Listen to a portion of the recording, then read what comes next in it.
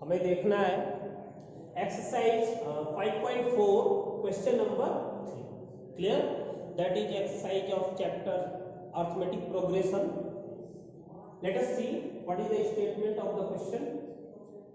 A ladder has rungs. यहाँ पे एक लैडर की बात की गई है, सीढ़ी की बात की गई है. ठीक है, तो सीढ़ी अब कैसा होता है, ऐसा होता है. ठीक है, ऐसा होता नहीं है, बट यहाँ पे जो है सीढ़ी तो जनरली ऐसा होता है, बट यहाँ पे क्वेश्चन में जो बताया गया है उस स्टेटमेंट के अकॉर्डिंग इस तरह की सीढ़ी है. ठीक है, ऐसा ये लैडर का जो शेप है इस तरह का है. तो देखते हैं कैसे है.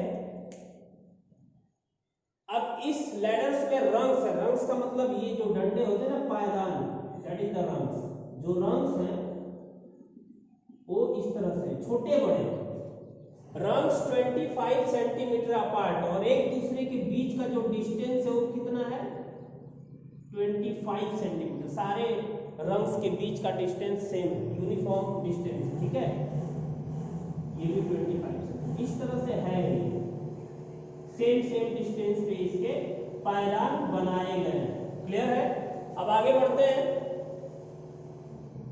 The rungs decreases uniformly. Rungs यहाँ पे डिक्रीज मतलब इनका लेंथ डिक्रीज हो रहा है. जो सबसे पहला बॉटम वाला जो रंग है इसका लेंथ दिया हुआ है 45. आगे स्टेटमेंट में दिया हुआ है if the top and the bottom rungs are, आगे देखते हैं. हाँ, यहाँ पे length from 45 centimetre at the bottom. इसका जो लेंथ है कितना है, 45 सेंटीमीटर है. ठीक है, जो बॉटम वाला रंग है उसका लेंथ 45 सेंटीमीटर है. क्लियर है?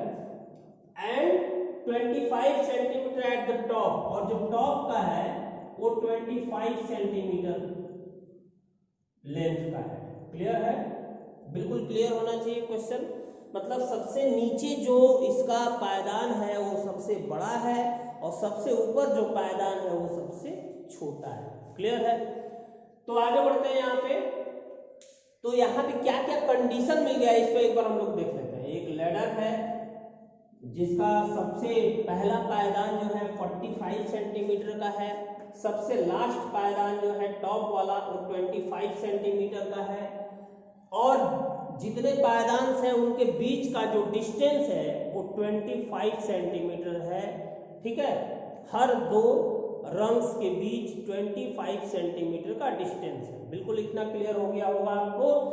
And the last thing is, अब यहाँ पे क्या दिया है, 22.5 मीटर अपार्ट. यहाँ पे ये दिया हुआ है, ये जो दोनों जो टॉप के और बॉटम के जो रंग्स हैं, ये रंग है ना, ये वाला जो पायदान है और ये वाला पायदान, इनके बीच का डिस्टेंस ये कितना है, 2.5 मीटर का मतलब 250 सेंटीमीटर. 2.5 मीटर है तो 2.5 मीटर का मतलब 250 सेंटीमीटर. क्लियर हो गया?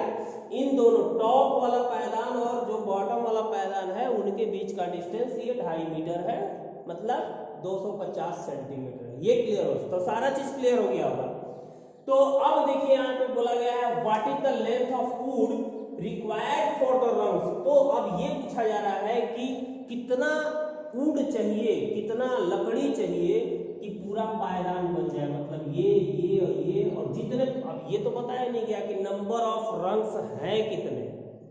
ठीक है, तो पहले हम नंबर ऑफ रंग्स निकालेंगे कि नंबर ऑफ रंग्स हैं कितने. ठीक है, तो ये देखिए यहाँ पे जो डिस्टेंस है ना, हर दो रंग के बीच जो डिस्टेंस है उससे हम डिवाइड कर देंगे इस टोटल डिस्टेंस को. ठीक है, तो शायद हमारा नंबर ऑफ रंग्स निकल जाए. देखते हैं. तो सबसे पहले number of rungs is equal to 250 centimetre है, क्योंकि सेंटीमीटर तो सेम यूनिट लेंगे, और डिवाइडेड बाय 25 सेंटीमीटर. क्लियर है ना? तो ये आपका हो गया कितना, 10. बट इससे नहीं निकलेगा, +1 करना होगा. ये ध्यान देंगे, अगर हमें किसी वुड का टुकड़ा अगर है, पार्ट ऑफ वुड है, लकड़ी का टुकड़ा, उसको अगर 11 पार्ट में डिवाइड करना हो तो कितने कटिंग लगाएंगे आप, सोचिए. 10 कट लगाएंगे तो 11 पार्ट हो जाएगा. ठीक है, तो यहाँ पे 10 का मतलब क्या, बीच में 10 इसके डिस्टेंसेस हो रहे हैं. ठीक है, क्लियर है ना? डिस्टेंसेस 10 हो रहे हैं। अब यहाँ पे देखिए जितने रंग्स बने हैं, एक मिनट थोड़ा सा देख लें, 1 2 3 ग्रैपिंग, यहाँ पे डॉट डॉट है तो हम मान लेते हैं 1 2 3 गैपिंग है, 3 गैपिंग है तो यहाँ पे रंग आपको दिख कितना रहा है, 1 2 3 4 दिख रहा है, तो यहाँ पे 10 निकला, इसका मतलब 10 गैप्स हैं, तो नंबर ऑफ रंग कितना होगा, 1 ज्यादा होगा, ये हमेशा ध्यान रखेंगे यहाँ पे, इसी में आप लोग मिस्टेक कर देंगे। क्लियर है?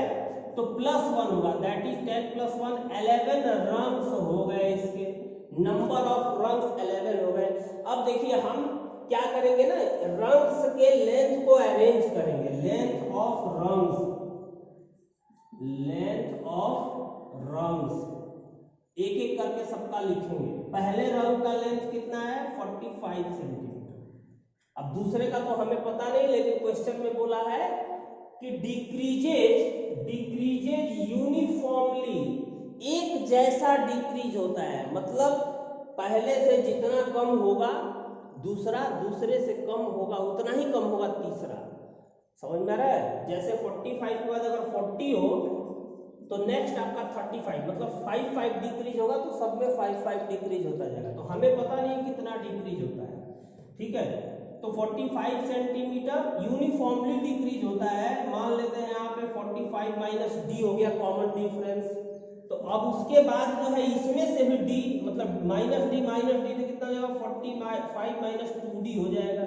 मतलब ये हमारा कहने का मतलब ये है कि ये AP बनेगा कंफर्म है, क्योंकि जो डिक्रीज हो रहा है ना वो यूनिफॉर्म तरीके से डिक्रीज हो रहा है। क्लियर है?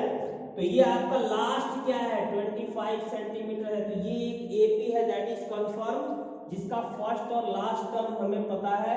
अब इन सबको अगर हम, ये है क्या, लेंथ ऑफ रंग्स है, जो पायदान है ना उन्हीं की ये लेंथ्स हैं, तो इन्हीं को हमें ऐड कर देना है, तो टोटल रिक्वायर्ड वुड निकल जाएगा, दैट इज क्लियर।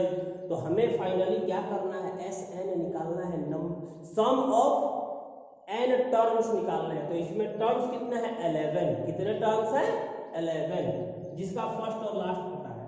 तो S11 = 11/2।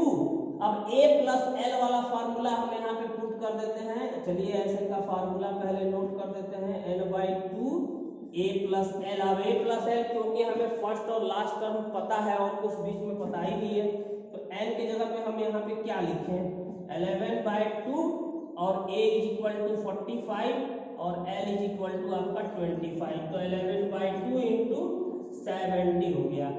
क्लियर है? तो ये आपका हो गया कितना, 35, तो ये हो गया 385 सेंटीमीटर, क्योंकि सारा लेंथ हमने सेंटीमीटर में लिया है, तो ये 385 सेंटीमीटर यही आपकी रिक्वायर्ड वुड की लेंथ हो गई। नोट कर लीजिए, समझ लीजिए, आई थिंक सबको समझ में आ गया होगा। Okay, bye bye.